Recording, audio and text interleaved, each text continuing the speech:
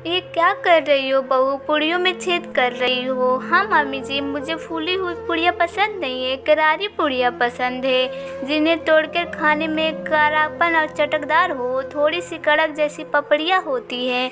नव्या की पसंद देखकर मालती जी हैरान रह गई। भला ऐसी भी पूड़ियाँ कौन खाता है? मेरे बेटे विशाल को तो नरम पूड़ियाँ पसंद है और ये बहू तो अलग ही तरह से खाती है। नव्या और विशाल की शादी कुछ महीने पहले ही हुई थी। नव्या शादी के बाद कुछ दिन पहले ससुराल रही, वहाँ जैसे बना खा ली, कभी शिकायत नहीं की। विशाल की शहर में नौकरी के चलते उन्होंने शहर में गृहस्थी बसा ली। मालती जी ने कुछ दिनों के लिए बहू बेटे को पास रहने गई तो बहू के खान पान और बदले रूप को देखकर हैरान रह गई।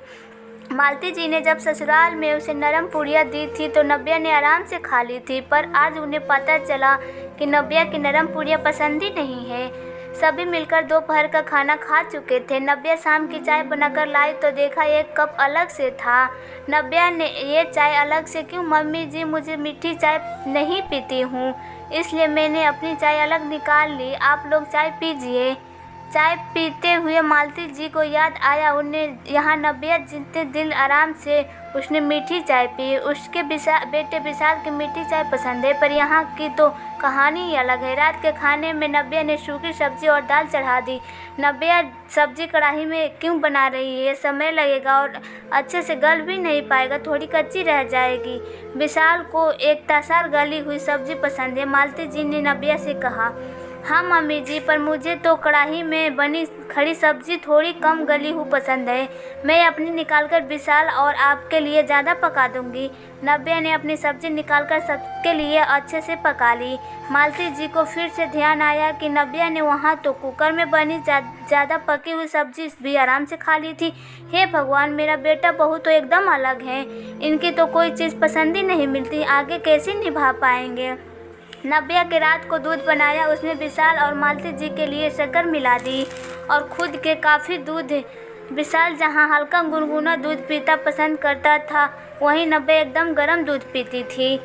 अगली सुबह मालती जी उठी तो देखा विशाल तैयार होकर सुबह की सैर पर जा रहा था, वहीं नव्या मज़े से सो रही थी। काफ़ी देर बाद नव्या उठी, उसने नहाया भी नहीं और नाश्ता बनाकर साथ में खाने लगी।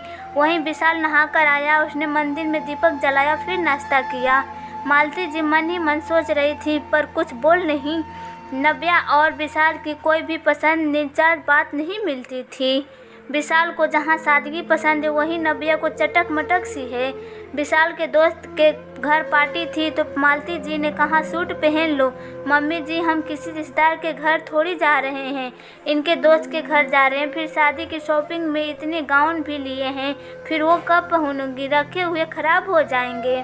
नव्या की सल्तिमा के साथ गाउन पहनना और अच्छे से मेकअप कर लिया, एकदम परी जैसी बहू देखकर मालती जी को याद आया जब नव्या वहाँ ससुराल में थी तो उनकी देवरानी ने खाने पर बुलाया था तो उन्होंने कहा था कि तुम नए ज़माने की सूट भी पहन सकती हो। तब नव्या ने कहा था कि मम्मी जी, पहली बार शादी के मैं चाची जी के घर जा रही हूँ, मैं साड़ी पहनकर चलूँगी। मालती जी को सोच में डूबकर देखकर विशाल ने पूछा, मम्मी क्या हुआ, आप इतनी परेशान सी क्यों लग रही हैं? विशाल, नव्या और तुम दोनों एकदम से अलग हो। उसकी पसंद, उसका खान पान, रहन सहन सब तुमसे अलग है।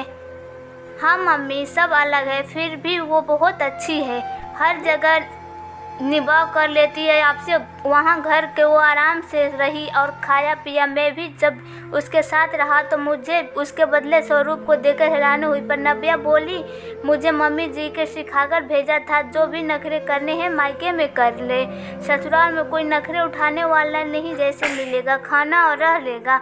मम्मी जिसके बात सुनकर और अपने व्यवहार से किसी के शिकायत का मौका ना देकर, पर अब यहाँ तो हम दोनों अकेले हैं तो मैं अपने नखरे खुद उठाती हूँ, किसी को परेशान नहीं करना चाहती।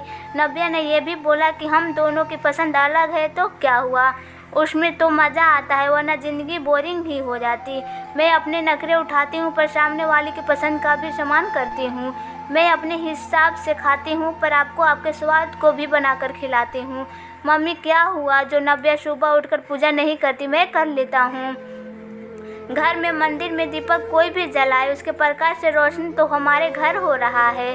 क्या हुआ जो वो देर से उठती है, पर जब भी उठती है काम में लग जाती है। फटाफट से सारा काम निपटा लेती है, कितनी समझदार है। इस बात का ख्याल रखती है कि कब क्या किस अवसर पर पहनना है। हमारे बीच बहुत प्यार है और समझदारी है। आप हम दोनों के बीच चिंता मत करिए। मालती जी ने भी विशाल की बातों से सहमति जताई। अब वो निश्चित थी कि बेटा बहू अपने गृहस्थी सुख